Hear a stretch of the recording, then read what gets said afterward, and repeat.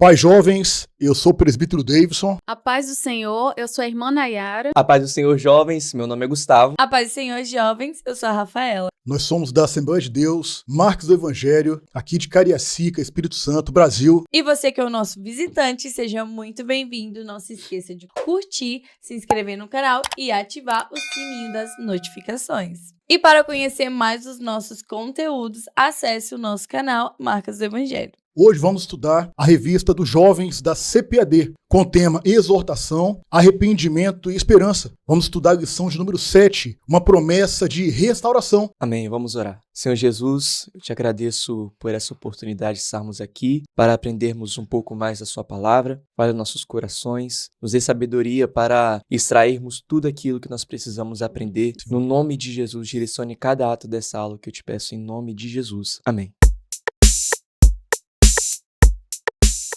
A paz do Senhor, juventude! Meu nome é Mariana e eu estou aqui para fazer a leitura bíblica que se encontra em Jeremias 30, do 8 ao 11 e Jeremias 31, do 7 ao 17, que diz assim: Porque será naquele dia, diz o Senhor dos Exércitos, que eu quebrarei o seu jugo de sobre o teu pescoço e quebrarei os teus grilhões, e nunca mais se servirão dele os estrangeiros, mas servirão ao Senhor, seu Deus, como também a Davi, seu rei, que lhes levantarei. Não temas, pois tu, ó meu servo Jacó, diz o Senhor, nem te espantes, ó Israel, porque eis que te livrarei de terras de longe, e a tua descendência da terra do seu cativeiro, e Jacó voltará e descansará, e ficará em sossego, e não haverá quem o atemorize. Porque eu sou contigo, diz o Senhor, para te salvar.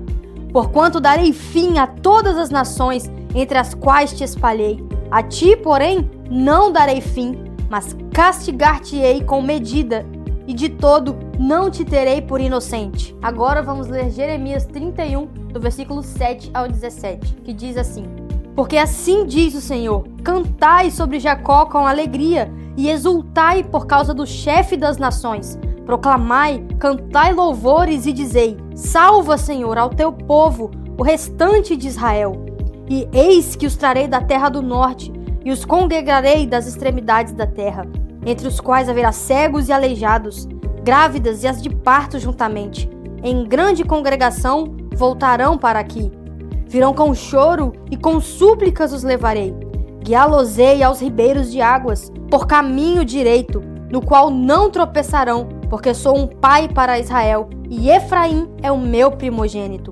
Ouvi a palavra do Senhor, ó nações, e anunciai-a nas ilhas longínquas, e dizei: Aquele que espalhou a Israel o congregará e o guardará como pastor ao seu rebanho.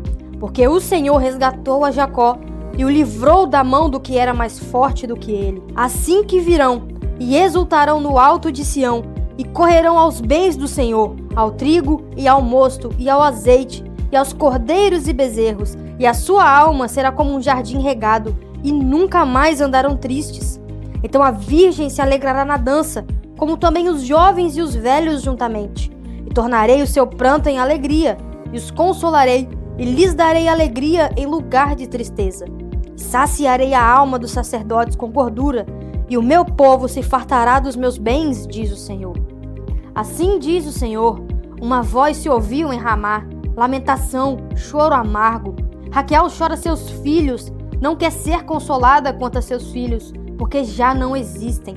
Assim diz o Senhor: reprime a tua voz de choro e as lágrimas de teus olhos, porque há galardão para o seu trabalho, diz o Senhor, pois eles voltarão da terra do inimigo. E há esperança quanto ao teu futuro, diz o Senhor, porque teus filhos voltarão para os seus termos. E essa foi a nossa leitura bíblica. Tchau!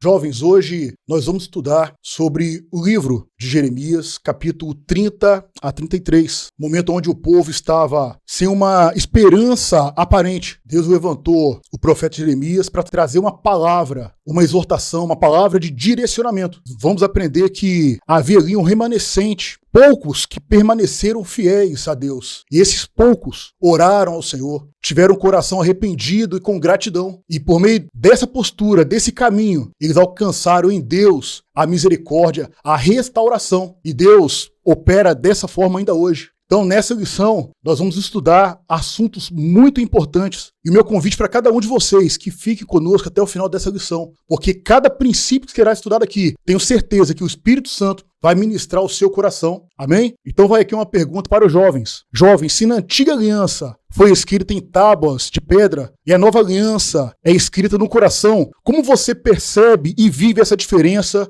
no seu dia a dia? E para continuarmos aqui a compreender esse assunto e responder também junto com vocês, vamos iniciar aqui a lição, o Deus de aliança. O nosso Deus é conhecido como Deus de aliança. Por que é conhecido dessa forma? A aliança, ela é um acordo entre duas ou mais pessoas. Para firmar uma aliança, precisam de ter 4 elementos, que são eles: partes, condições, resultado e garantia. Se tratando da aliança de Deus com o povo, as partes são: Deus fala ao povo. Então, as partes serão Deus e o povo. Condições, a condição para se ter essa aliança é a obediência. E o resultado e garantia seria que Israel pertenceria somente a ele. E ele serviria como uma nação sacerdotal. A aliança de Deus, assim como seu caráter, ela é eterna, perfeita e imutável. O Salmo 103, 17 e 18 retrata bem, olha: mas o amor leal do Senhor, o seu amor eterno está com os que temem, e a sua justiça com os filhos dos seus filhos, com o que guardam a sua aliança e se lembram de obedecer aos seus preceitos. E a garantia dessa aliança com o Senhor é a sua misericórdia. Quando lemos o Antigo Testamento, percebemos que a aliança de Deus não era somente regras, mas era um relacionamento vivo, no qual Deus mostrava quem Ele é. Algumas dessas alianças eram condicionais. No caso, o povo precisava obedecer às leis de Deus para que eles pudessem receber as bênçãos que Deus tinha prometido sobre eles. Outras eram na forma incondicional, que está ligado na fidelidade de Deus, que é imutável, que é inquebrável,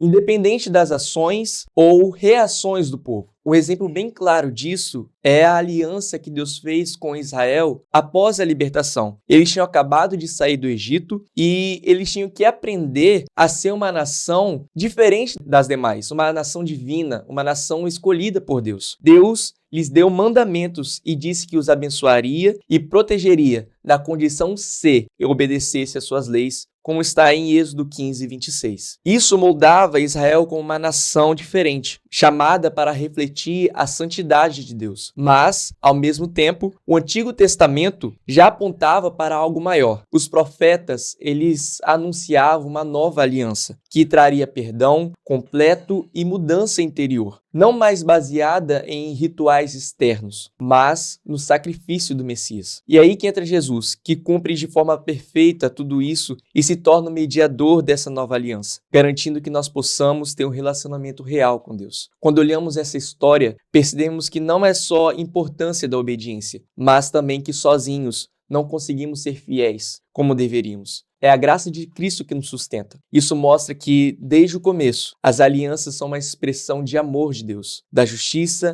e da fidelidade eterna, nos chamando para andar mais perto dele. Glória a Deus por essa nova aliança, por Cristo, nosso grande Salvador. A nova aliança e o profeta Jeremias. Por que os capítulos 30 a 33 de Jeremias são conhecidos como o livro da consolação? Esses capítulos são chamados assim porque, mesmo em meio ao juízo, Deus, ele ainda estava trazendo uma mensagem de esperança, uma mensagem de amor, de misericórdia para o seu povo. Então, a gente consegue perceber que desde o capítulo 30 a 33, Deus ele vai reforçar o cuidado com o povo, ele vai prometer restauração, ele vai reafirmar a sua fidelidade e tudo isso aponta a um tempo novo, a um tempo de restauração, a um renovo de justiça que está já demonstrando Cristo Jesus, o caráter de Cristo Jesus, o amor que Cristo ele teria por nós, mesmo sendo pecadores. Então, a restauração do povo nos dias de Jeremias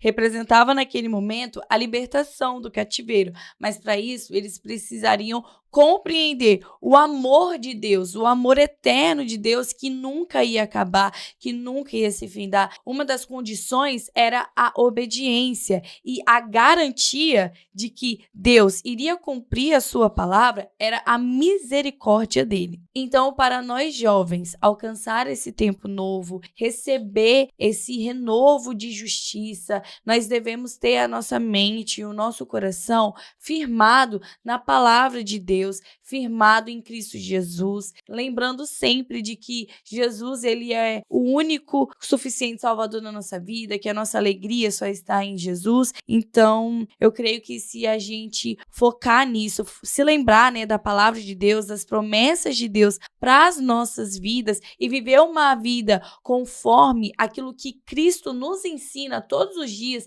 por meio de sua palavra, por meio de seu Espírito Santo, nós iremos alcançar essa liberdade em Cristo Jesus. A paz do Senhor, jovens! Estamos aqui com a Vitória! Vitória. Se antes a lei de Deus era gravada em pedras e agora ela está gravada em nosso coração, como isso muda a nossa vida diária? Muda porque a gente tem comunhão todos os dias com Deus por meio da sua palavra. Então auxilia a gente a ter a comunhão com o Espírito Santo e a nos moldar à luz da palavra dia após dia. Estamos aqui com o Isaac. Isaac. Se antes a lei de Deus era gravada em pedras e agora ela está gravada no nosso coração, como isso muda a nossa fé no dia a dia? Isso ajuda a nós não pecarmos, porque é o que a Bíblia fala: escondi a tua palavra no meu coração para não pecar contra ti. Estamos aqui com o Mateus. Mateus. Se antes a lei era gravada em pedras e agora ela é gravada em nossos corações, como isso muda a nossa vida diária? Bom, a lei agora, como ela não é mais gravada em pedras, em nossos corações, agora é uma vida conduzida pelo Espírito Santo, né? Não é como nós iremos andar pelos nossos próprios caminhos, olhando algo superficial, mas sim aquilo que o Espírito Santo irá nos dizer para fazer em todos os momentos, todas as nossas escolhas na nossa vida. Agora vamos estudar o caráter de Deus e a restauração do seu povo. Tópico 2 da lição. Então, irmãos, vamos lá. A justiça divina, ela não pode ser entendida separada do seu caráter. Diferente da justiça humana, que muitas vezes é parcial, muitas vezes é limitada, a justiça de Deus, ela é perfeita. Por que ela é perfeita? Porque ela nasce da santidade e do seu amor. Então, a justiça de Deus é uma expressão do seu caráter santo e amoroso, que corrige, disciplina e salva o homem. E aqui tem um ponto importante que precisa até entender quando a gente fala de justiça divina. A justiça do homem tem um princípio de punir o mal, enquanto a justiça de Deus, ela restaura a vida que foi quebrada. Então, a relação de Deus com o seu povo permite entendermos e vermos os seus atributos, o seu caráter, o seu amor, a sua graça. E quando nós olhamos para Deus e a justiça divina, nós percebemos um amor santo, como John Wesley explicou muitas vezes, de forma tão enfática. Ele dizia que a santidade de Deus é o amor governando, a justiça de Deus é o amor corrigindo, a misericórdia de Deus é o amor socorrendo. Veja,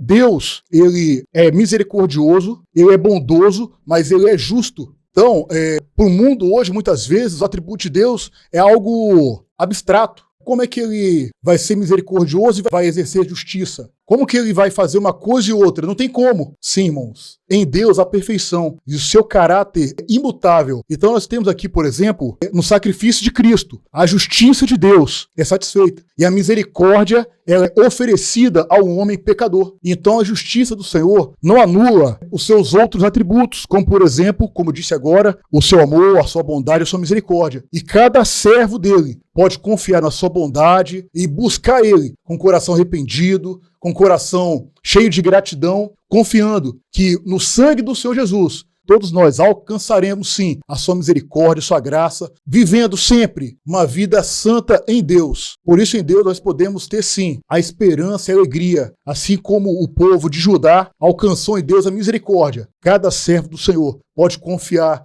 nessa graça, nessa misericórdia, porque ela vai alcançar cada servo dele. Agora nós vamos falar um pouco sobre a fidelidade divina. Diante da situação de destruição de Jerusalém e também da condição de Judá como cativo em Babilônia, Jeremias pôde testemunhar a misericórdia de Deus. A misericórdia do Senhor, ela surge de situações de destruição e também de perda, pois se fundamenta do atributo da sua fidelidade, que faz parte do seu caráter. A fidelidade do Senhor, ela não depende de situações. É um atributo de Deus e Deus não muda. A gente pode fazer algo que não agradou o Senhor, errar na nossa caminhada. Às vezes, nós mudamos ali um pouco o rumo e podemos pensar, meu Deus, agora acabou. Não, a misericórdia do Senhor é baseada na sua fidelidade. Se arrependermos, o Senhor, Ele é fiel. O Senhor pode reconstruir, o Senhor volta com a fidelidade e misericórdia dele, assim como foi aqui com Judá. O Senhor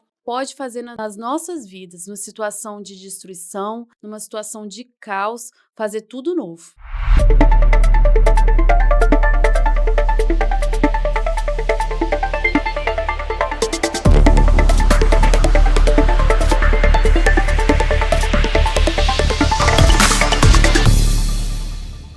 E aí, jovens, tudo bem? Eu sou o João Guilherme e nós estamos agora em mais um Momento Curiosidade. A Bíblia mostra que a história de Israel é marcada pela aliança de Deus com o seu povo. Tudo começou lá no Sinai, quando Moisés recebeu as tábuas da lei e o povo prometeu obedecer. Descrito em Êxodo, capítulo 24, do versículo 7 ao 8. Essa aliança, ela foi selada com sangue, mostrando a seriedade do compromisso. Mas, ao longo do tempo, Israel e Judá quebraram esta aliança. Jeremias denuncia isso no seu livro de Jeremias, no capítulo 11, versículo 10, dizendo: eles abandonaram a Deus e se entregaram à idolatria.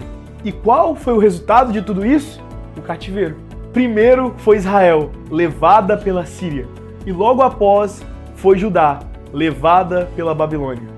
Descrito em 2 Crônicas, no capítulo 36, versículo 15 ao 17. Outro detalhe é que a nação já havia sido dividida desde os tempos de Jeroboão e Roboão, que se passa em 1 Reis, capítulo 12. Mesmo assim, Deus não desistiu do seu povo. Ele permaneceu fiel, apesar da infidelidade deles. É nesse cenário de crise que Jeremias anuncia algo novo, a promessa de uma nova aliança, que está em Jeremias 31, do versículo 31 ao 34. Diferente da antiga, escrita em tábuas de pedra, essa seria gravada no coração. Não apenas uma lei externa, mas uma transformação interior. Para garantir a certeza dessa promessa, Deus usa uma comparação forte. Assim como o dia e a noite nunca deixam de existir, sua aliança também não falharia. Descrita em Jeremias 33, do versículo 20 ao 21. Esta promessa, ela encontra o seu cumprimento em Cristo, no Novo Testamento. Jesus pega o cálice e diz: este cálice é a nova aliança do meu sangue, que está em Lucas 22, 20. Ou seja, Jeremias apontava para o futuro, e esse futuro se cumpriu em Jesus. A lição para nós é clara, jovens. O homem falha, Deus não falha. Sua aliança é firme, e em Cristo nós temos restauração e esperança.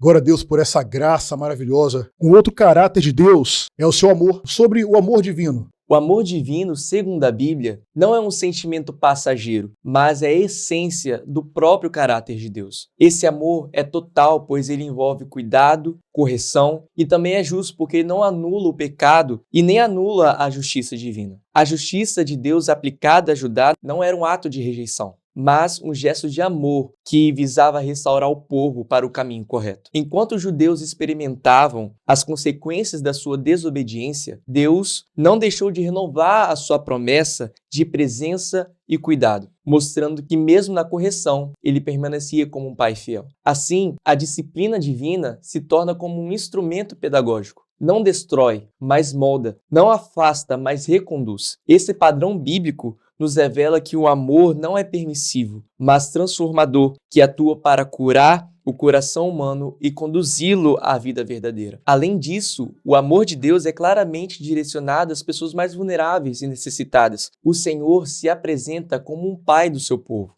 cuidando deles mesmo em meio ao juízo, garantindo que no tempo certo a restauração viria. Essa restauração de Judá não foi por mérito humano, mas o amor fiel e imutável de Deus, que age em harmonia com a sua justiça. O que vemos é um amor soberano, que corrige para salvar, que justifica para purificar. Esse modelo bíblico nos convida a compreender que o amor de Deus não é apenas acolhedor, mas também santificador, pois Ele nos ama o suficiente para não nos deixar permanecer como estamos, mas para nos conduzir a uma transformação completa. E Deus já havia garantido que o povo não ficaria naquela situação de exílio para sempre. Muito pelo contrário, havia um tempo determinado por Ele mesmo. Era um propósito de disciplina ali que o povo precisava passar. Então o Senhor apresentou a oração como uma chave principal para eles receberem essa restauração.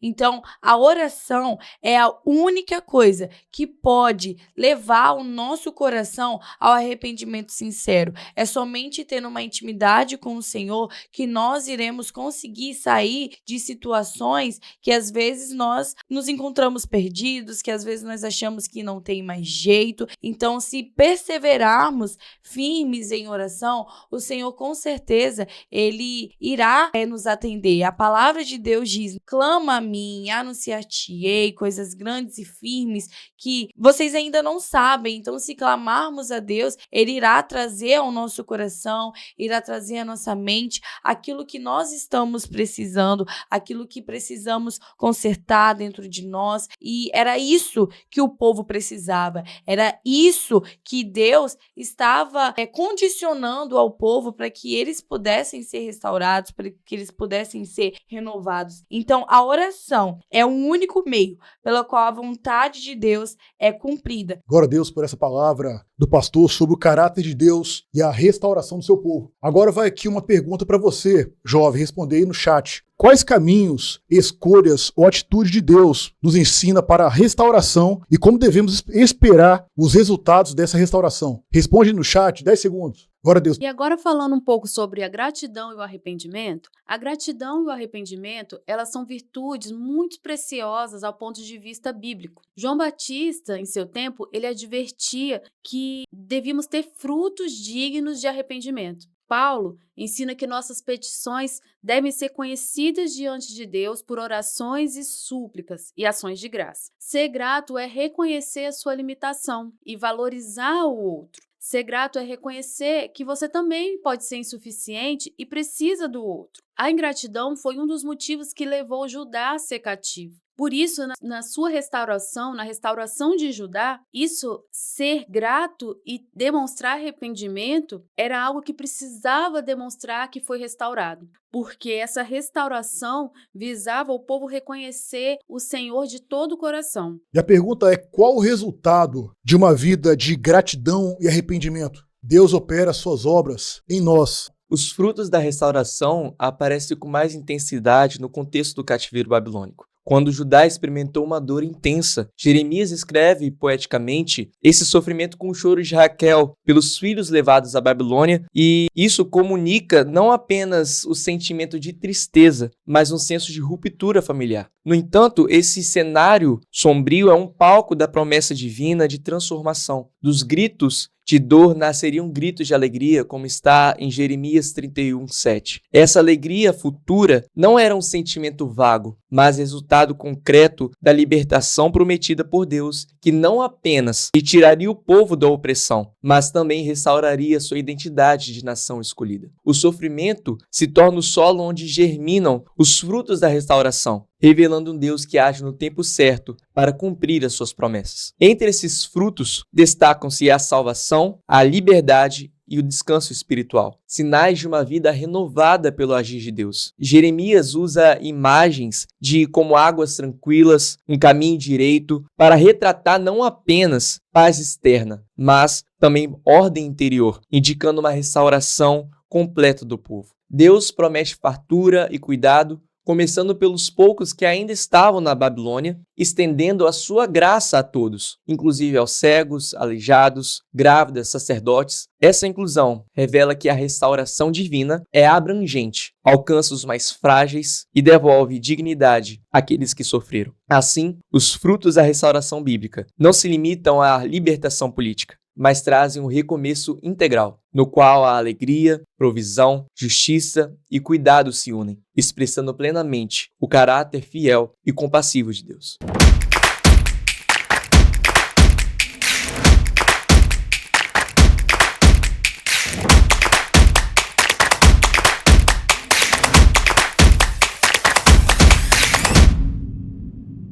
Olá, jovens! Vamos pensar um pouco no caráter de Deus e a restauração do seu povo. Olhando para o livro de Jeremias, nós vemos que Deus é um Deus de justiça, um Deus de amor, um Deus de misericórdia, como também é um Deus que não tolera o pecado do seu povo. Como conciliar o amor e a justiça, a bondade e o juízo de Deus? Jeremias mostra que Deus estava interessado em restaurar seu povo. Deus envia os profetas, Deus envia os juízos sobre o seu povo, para que seu povo se arrependam, para que um castigo maior não venha sobre ele. A intenção de Deus é que o povo dele acredite em sua palavra, que ouçam os seus profetas e abandone seus pecados. Deus deseja restaurar seu povo. Deus é bondoso em sua essência e não é a vontade de Deus enviar inicialmente o castigo ou o juízo sobre seu povo. Deus quer que seu povo obedeça a sua palavra para que possam viver uma vida extraordinária, uma vida abundante, superlativa na pessoa de Jesus. Mas se o povo de Deus ouvir a pregação, se o povo de Deus acreditar na palavra dele e abandonar seus pecados, então Deus muda a sentença, a misericórdia triunfará sobre o juízo, por causa dos atributos extraordinários de Deus. Deus é perfeitamente justo e Deus é perfeitamente misericordioso. A misericórdia e a justiça se comunicam. Quando os homens se arrependem, então Deus muda a sentença e oferece o perdão e a graça maravilhosa. Só Deus consegue fazer isso por causa dos seus atributos perfeitos, anular o juízo e trazer a bênção para um povo que erra, mas que se arrepende e abandona seus pecados. Que esta lição possa ser aprendida por cada um de nós. Abandonemos nossos pecados e confiemos na misericórdia e no perdão de Deus. Deus abençoe vocês.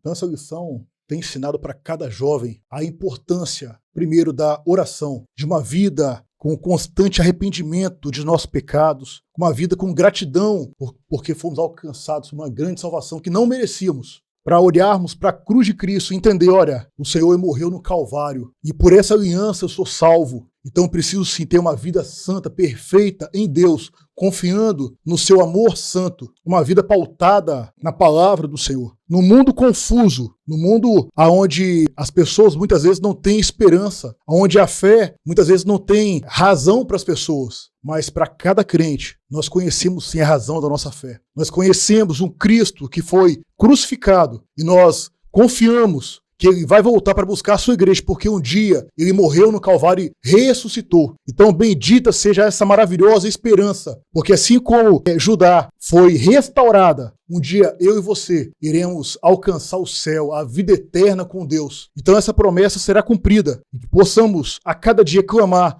por um renovo espiritual, para que o Espírito Santo venha e faça queimar em nós um desejo de servir e buscar Ele com todo amor, com toda gratidão, porque Ele é fiel.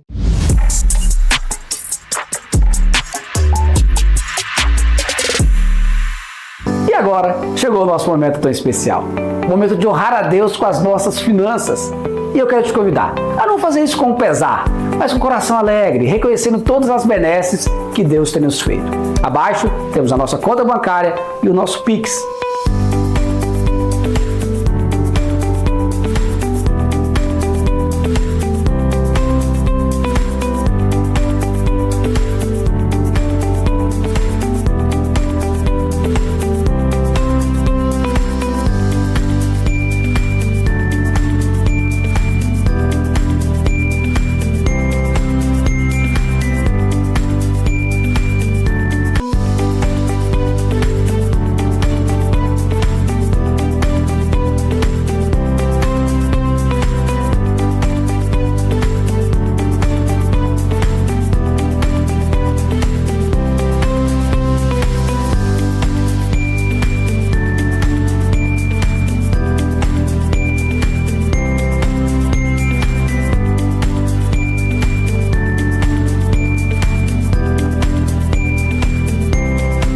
Mas eu queria te convidar também para um outro projeto, o Projeto 1000 Valentes. A intenção é adquirirmos este espaço que Deus tem usado para abençoar tantas vidas e você pode ser um contribuidor dessa obra. Provérbios 3,9 diz: honra a Deus com a sua renda e com as suas primícias, e serão fartos os teus celeiros. A promessa de Deus. Então, com esse ato de fé, oferte na casa de Deus e seja abençoado em nome de Jesus.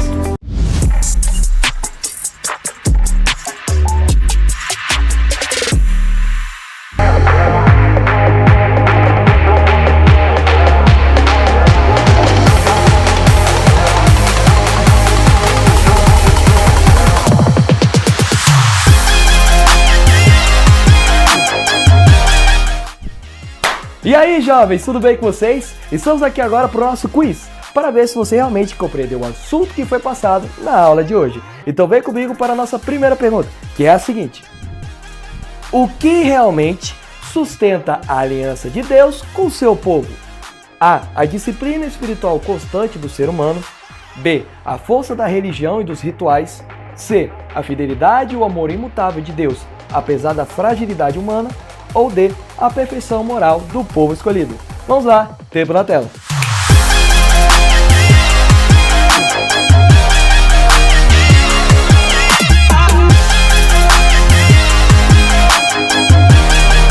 Muito bem, o nosso tempo acabou e a resposta certa dessa pergunta, com certeza, é a letra C. A fidelidade e o amor imutável de Deus, apesar da fragilidade humana. Segunda pergunta. Por que os capítulos 30 a 33 de Jeremias são chamados de Livro da Consolação? A. Porque revela que o juízo de Deus sempre vem acompanhado de esperança. B. Porque falam apenas sobre o fim do sofrimento de Israel.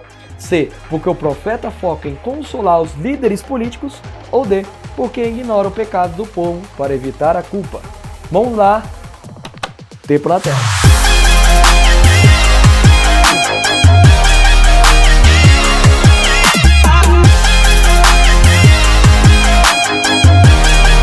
E olhando bem para meu relógio, parece que nossos 10 segundos já se passaram.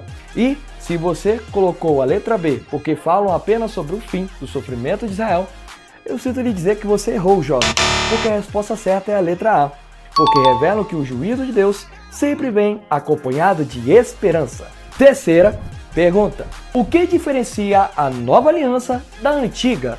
A. A nova transforma o coração, a antiga apenas regulava o comportamento. B. A antiga era espiritual, a nova material. C. A nova depende da lei e a antiga da fé. Ou D. Ambas são iguais, apenas com nomes diferentes. Vamos lá, responde no chat.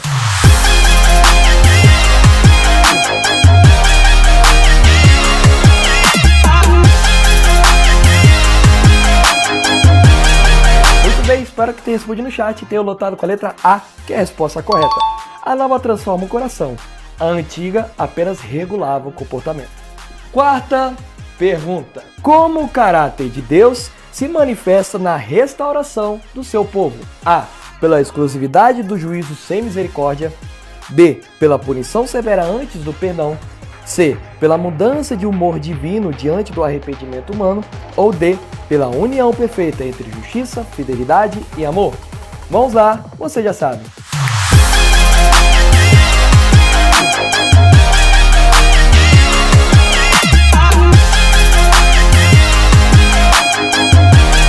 Muito bem, espero que tenham respondido no chat e parabéns para aqueles que colocaram a letra D, que é a resposta correta, pela união perfeita entre justiça, fidelidade e amor. Então vamos para a nossa quinta e última pergunta, que é a seguinte: qual é o papel da oração no processo de restauração espiritual? A. Convencer Deus a mudar seus planos. B. Conduzir o coração ao arrependimento e renovar a comunhão com Deus. C. Servir como substituto das atitudes práticas. Ou D. Ser apenas um momento emocional de desabafo. Vamos lá, pela última vez, tempo na tela.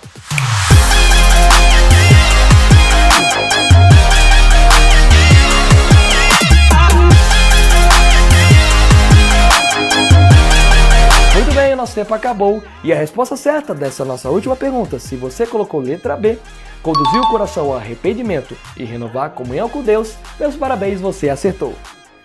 E foi isso, jovens, esse foi o nosso quiz de hoje. Espero que vocês tenham compreendido um pouco mais do assunto que foi passado na aula e também tenham acertado cada uma das 5 perguntas. E eu creio que vocês acertaram porque vocês são alunos de nota 10. É isso, fiquem na paz, tchau!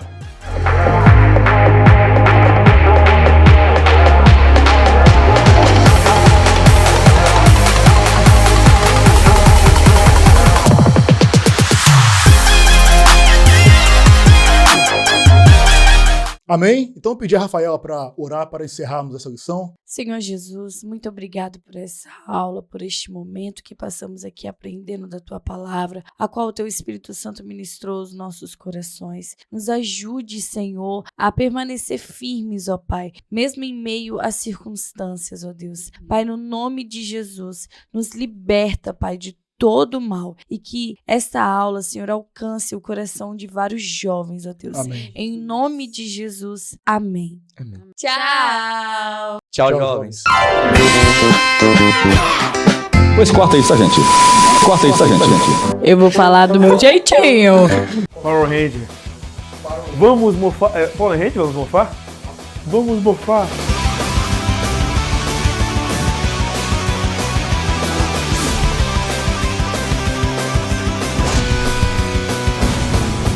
Bom, quando lemos o Antigo Testamento, quando lemos o Antigo Testamento, percebemos que... Mentira, cara. Eu vou ficar agarrado nessa palavra. Mas castigar-te-ei. Terceira. Ele que espalhou. Essa.